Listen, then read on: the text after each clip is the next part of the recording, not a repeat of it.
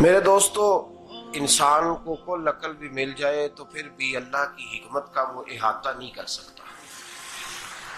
رب کریم کو زیادہ پتہ ہے کہ ہمارے لیے کون سی چیز بہتر ہے اور کون سی چیز ہمارے لیے نقصان کا باعث ہے۔ اللہ تبارک و تعالی کی حکمت یہ چاہتی ہے کہ میرے بندے پریشان نہ ہوں۔ رب یہ چاہتا ہے کہ میرے بندے کسی جگہ پہ بھی دقت اور پریشانی کا شکار نہ ہو، تو اللہ تبارک و تعالی نے راہ اعتدال اختیار کرنے کا حکم ارشاد فرمایا کہ تم اعتدال کے رستوں پہ چلو، معتدل زندگی گزارو، افراط و تفریط سے بچو۔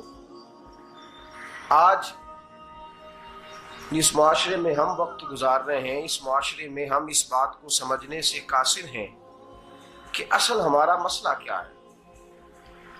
ہمارا اصل جو مسئلہ ہے اس کی شناخت ہمیں کیسے ہوگی اور ہم پھر اس تک رسائی کس انداز میں حاصل کر پائیں۔ ہم ہمیشہ اپنی آمدن بڑھانے کے چکر میں رہتے ہیں، ایک کام اور شروع کر لیں، پارٹ ٹائم جاب شروع کر لیں، کوئی سائیڈ بزنس اس کا آغاز کر لیں۔ ہماری جو دوڑ لگی ہوئی ہے وہ لگی ہے کام بڑھانے میں، آمدن بڑھانے میں، حالانکہ اسلام ہمیں یہ کہتا ہے کہ تو آمدن بڑھانے کے چکر میں نہ پڑ، اصل بات یہ ہے کہ تو اپنے خرچے کنٹرول کر۔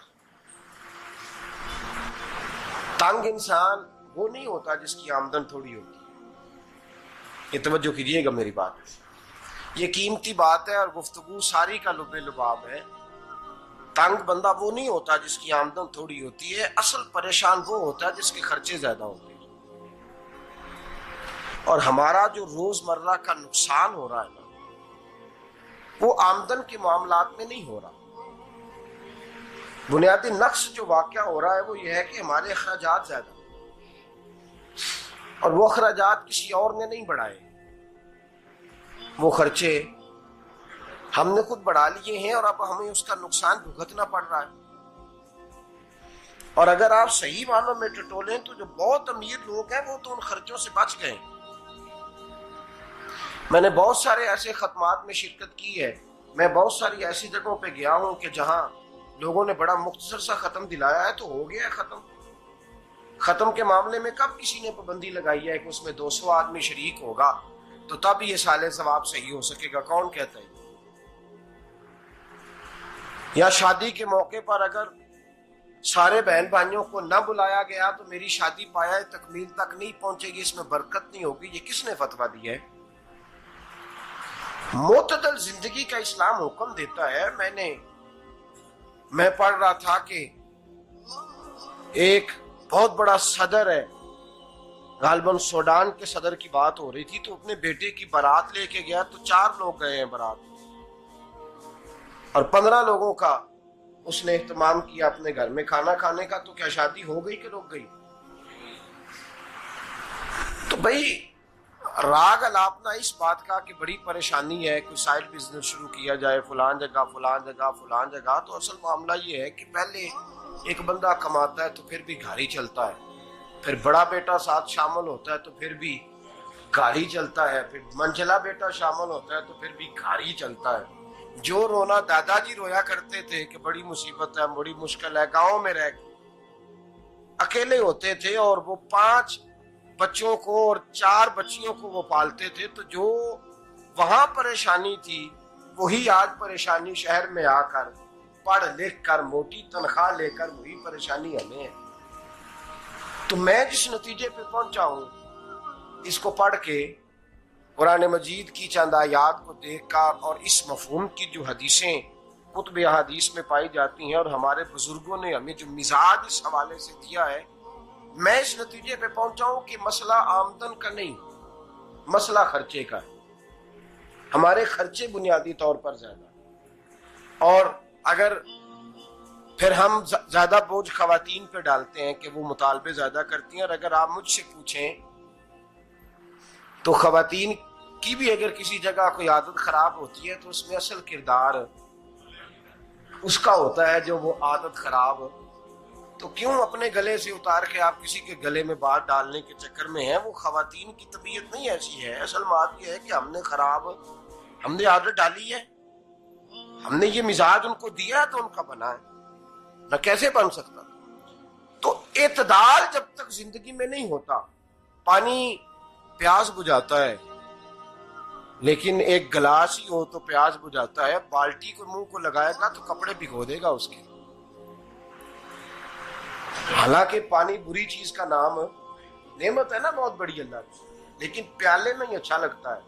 کوئی مٹکا منہ کو لگائے گا تو تانگ ہوگا، پیالہ ہی بہتر ہے اس کے لیے.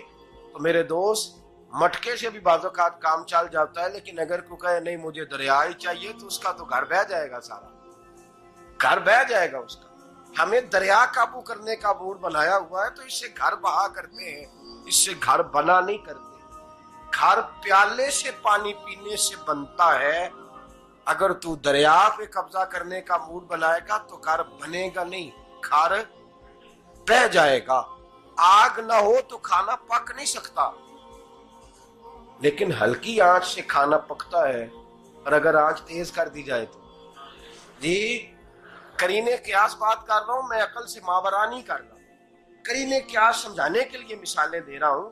ہلکی آنچ پہ کھانا پک جاتا ہے اور آگ تیز ہو تو کھانا جل جاتا ہے.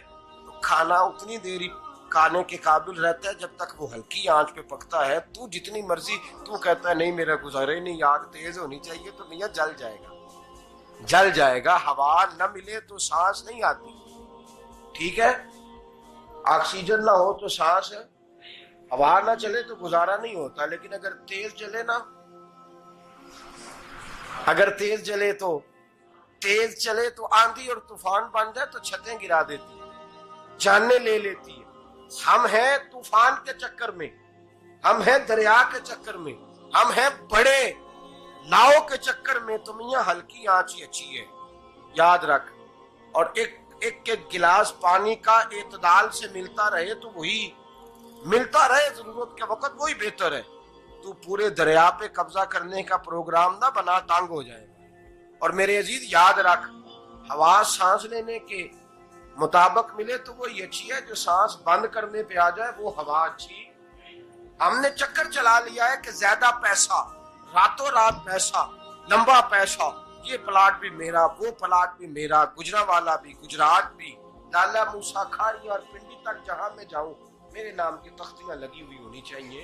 اسلام منع